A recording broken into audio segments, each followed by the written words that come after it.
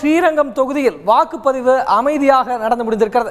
அங்கு எத்தனை சதவீதம் வாக்குகள் பதிவாக இருக்கிறது என்பதை தருகிறார் நமது செய்தியாளர் விஜயகோபால். வணக்கம் விஜயகோபால். ஸ்ரீரங்கம் தொகுதியில் எத்தனை சதவீதம் வாக்குகள் இதுவரைக்கும் சரியாக பதிவாக இருக்கிறது? விஜயகோபால்.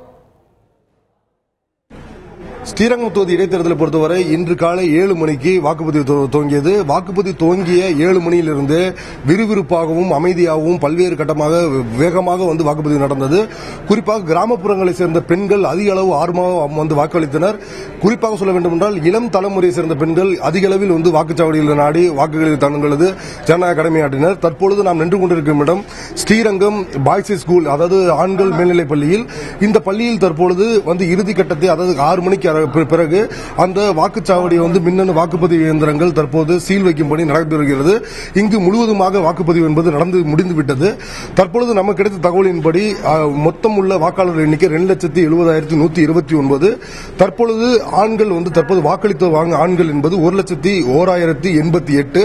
அதாவது 75% ஆண்கள் வாக்குப்பதிவு செய்திருக்கிறார்கள். அதேபோல பெண்களை பொறுத்தவரைக்கும் 1,06,727 பெண்கள் வாக்களித்திருக்கின்றனர். அதன் சதவீதம் 77. அதர்ஸ், அதாவது திருநங்கைகள் என்று எடுத்துக்கொண்டால் 66 பேர்கள் வாக்களித்திருந்தனர். மொத்தம் 2,07,821 வாக்காளர்கள் வாக்களித்ததாக தேர்தல் ஆணையத்தின் அதிகாரப்பூர்வமான தகவல் தெரிவிக்கின்றன. இது 5 மணி நிலவரம்.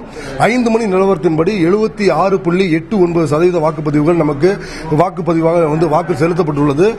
இதன் முக்கிய காரணமாக சொல்ல வேண்டும் என்றால், வழக்கமாக கடந்த பொது தேர்தலாக இருக்கட்டும், அதைத் தொடர்ந்து எம்பி தேர்தல், அதாவது நாடாளுமன்றத்துக்கான தேர்தலாகட்டும், அது 7 மணியிலிருந்து 5 மணி வரையே நேரம் ஒதுக்கப்பட்டிருந்தது.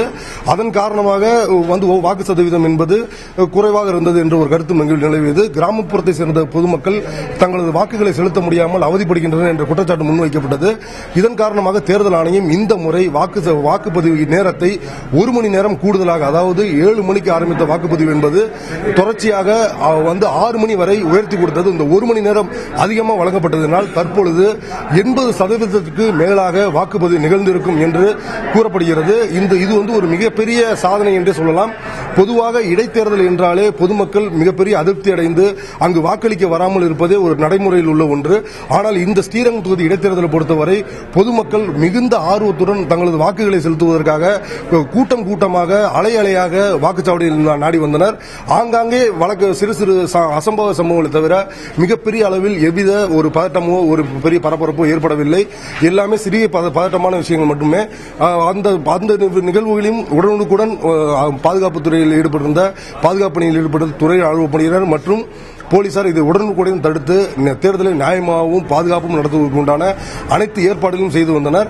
இதன் காரணமாக வாக்குப்பதிவு என்பது தற்போது அதிகமாக வாக்குப்பதிவாக இருக்கிறது என்று அரசியல் நோக்கர் கருதுகின்றனர். குறிப்பாக சொல்ல வேண்டும் என்றால், கடந்த பொதுத் தேர்தலில் ஸ்ரீரங்கத்தில் போட்டியிட்ட அதிமுக பொதுச்செயலாளர் ஜெயலலிதா போட்டியிட்ட பொழுது 82.4% வாக்குப்பதிவானது.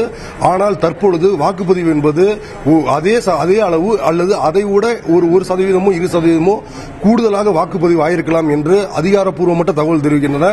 மொத்தத்தில் ஸ்ரீரங்கம் தொகுதி இடைத்தேர்தலை பொறுத்தவரை மிகவும் அமைதியாகவும் நேர்மையாகவும் நியாயமாகவும் நடந்தது என்று பொதுமக்கள் நம்மிடம் கருத்து தெரிவிக்கின்றனர்.